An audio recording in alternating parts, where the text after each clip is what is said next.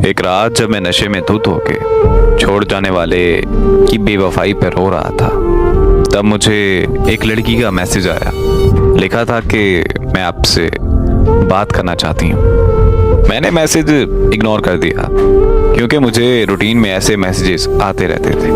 मेरा social media account हकीकत में मबनी दर्द पर लिखी दास्तानों से भरा हुआ था, जिसकी वजह से बहुत सारे लोगों के दिलों में मेरे लिए हमदर्दी थी और वो लोग मुझे मैसेजेस करते रहते थे। पर मुझे हमदर्दी से नफरत होने की वजह से मैंने कभी किसी को रिप्लाई नहीं किया था। उस लड़की के मैसेजेस बार बार आने लगे तो मैंने मोबाइल फ़ोन बंद कर दिया और सो गया।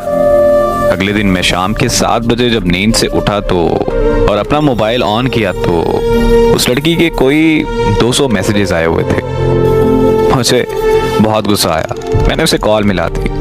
उसके कॉल अटेंड करते ही मैंने उसकी खूब इंसल्ट की और कॉल बंद करके उसे ब्लॉक कर दिया।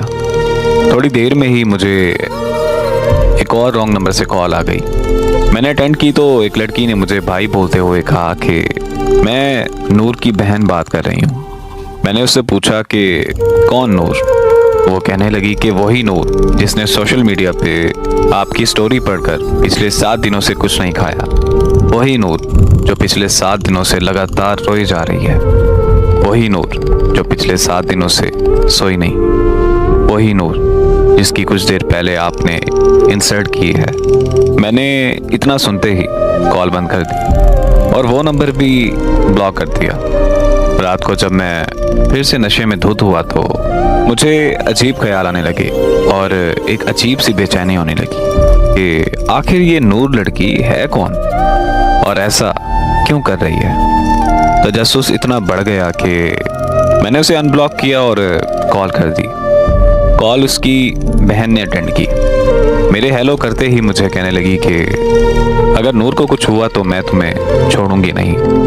मैंने भी उससे गुस्से में बात करते हुए पूछा कि आखिर मैंने ऐसा क्या किया है जो तुम मुझसे ऐसे बात कर रही हो। तो वो रोते हुए कहने लगी कि नूर को पता नहीं क्या हो गया है, उसे बिल्कुल होश नहीं आ रहा। हम सब उसे अस्पताल लेकर आए हुए हैं। मैंने जब अस्पताल का एड्रेस पूछा तो अस्पताल मेरे घर से 6 घंटे की ड्राइव पर था। मैंने एक दोस्त को कॉल की कि हमें इस्लामाबाद जाना है। मेरा दोस्त आ गया और हम रात के 2 बजे इस्लामाबाद के लिए निकल पड़े। हम सुबह के 8 बजे इस्लामाबाद के अस्पताल पहुंच गए। वहां पहुंचते ही मेरी मुलाकात नूर की बहन से हुई।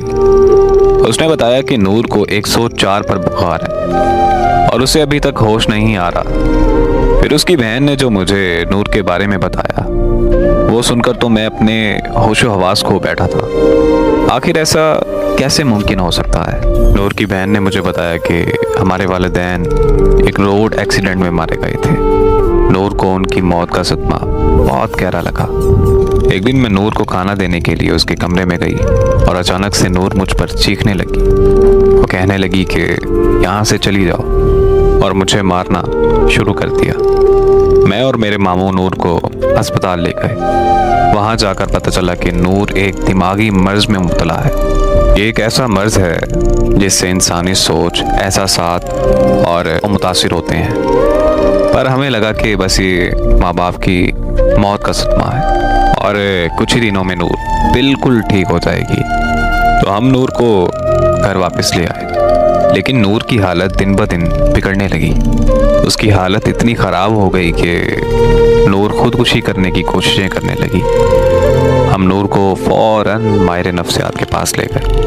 उन्होंने बताया कि दीगर अमराज की तरह इस मर्ज़ का इलाज भी अद्वियात और थेरेपी से किया जा सकता है, पर बिना इलाज के नूर की हालत दिन ब दिन ख़राब होती जाएगी। अगर मज़ीद देर हो गई तो नूर को पागल खाने भी भेजना पड़ सकता है। तो हमने फ़ौरन नूर का ट्रीटमेंट शुरू करवा दिया। 2 साल के मुश्किल तरीन वक्त के बाद नूर बिल्कुल ठीक होकर खुशहाल ज़िंदगी गुजारने लगी। नूर ने बहुत सारे नावल भी लिखे और शेर व शायरी का शौक़ भी रखती है। पर जब से नूर ने आपकी कहानी पढ़ी है, पर तब से उसको इस दिमागी मर्ज का दोबारा अटैक आने लगा है।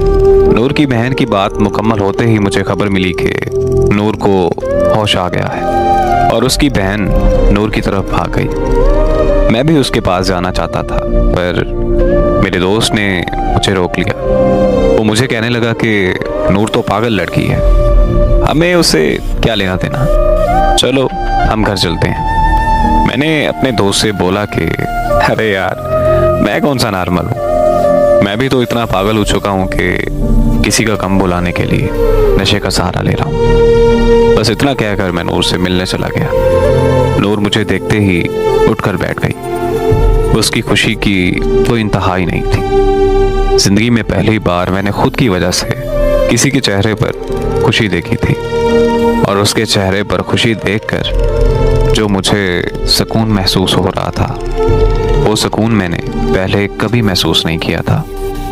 मैं नूर के करीब जाकर बैठ गया और उससे उसका हाल चाल पूछने लगा, तो वो मुझे कहने लगी कि आपके आने से सब कुछ ठीक हो गया है। फिर हमने बहुत सी बातें की और कुछ देर बाद मैंने नूर से कहा कि अब मेरे जाने का वक्त हो गया है। नूर ने जब ये सुना तो पता नहीं उसकी हंसी अचानक से कहाँ चली गई।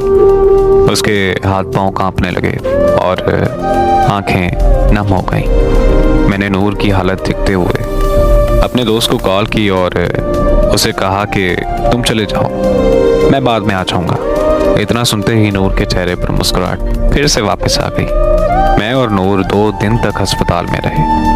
वो 2 दिन मेरी जिंदगी के सबसे खूबसूरत दिन थे। हमने एक साथ जीने मरने की कस्में भी खाई थी। 2 दिन बाद नूर को अस्पताल से छुट्टी मिल गई और हम दोनों अपने अपने घर चले गए। फिर हमारी फ़ोन पर दिन रात बातें होने लगी और ऐसे ही 1 साल गुजर गया।